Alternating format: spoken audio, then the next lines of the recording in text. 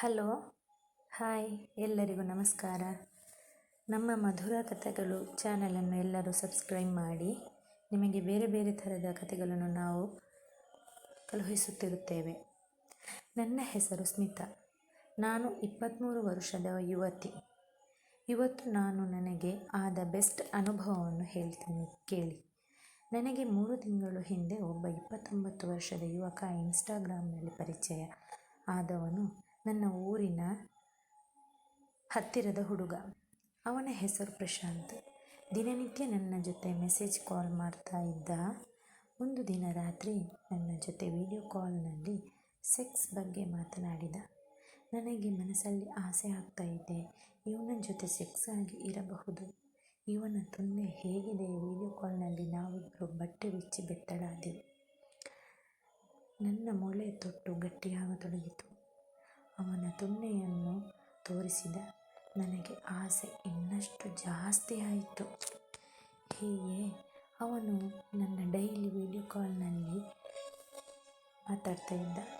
ನಮ್ಮಷ್ಟಕ್ಕೆ ತುಲ್ಲಿಗೆ ತೊನ್ನೆಗೆ ಕೈ ಹಾಕುತ್ತಾ ಎಂಜಾಯ್ ಮಾಡ್ತಾ ಇದ್ದೆವು.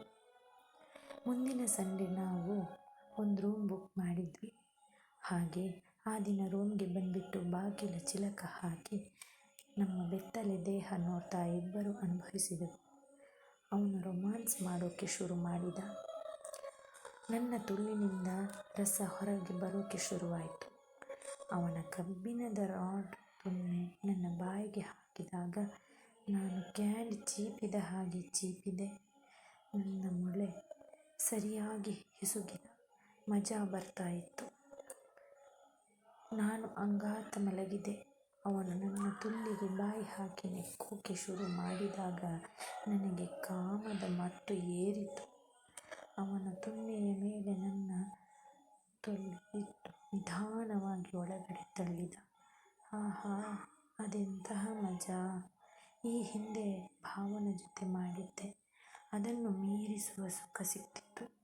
ಮತ್ತೆ ಜೋರಾಗಿ ನನ್ನ ಸೊಂಟವನ್ನು ಅವನ ತೊನ್ನೆಗೆ ಸರಿಯಾಗಿ ಹಾಕಿದ. ಆವಾಗ ನಾನು ಖುಷಿಯಿಂದ ಜೋರಾಗಿ ಮಾಡು ಹೀಗೆ ಕಿರುಚಾಡಿದೆ. ಹೀಗೆ ನಮ್ಮ ಸೆಕ್ಸ್ ಲೈಫ್ ನಡೀತಾ ಇದೆ. ಮುಂದಿನ ಕಥೆಯಲ್ಲಿ ನಾನು ಮತ್ತು ನನ್ನ ಇಬ್ಬರು ಒಬ್ಬ ಹುಡುಗನಲ್ಲಿ ಕೇಳಿಸ್ಕೊಂಡ ಕತೆ ಹೇಳ್ತೀನಿ.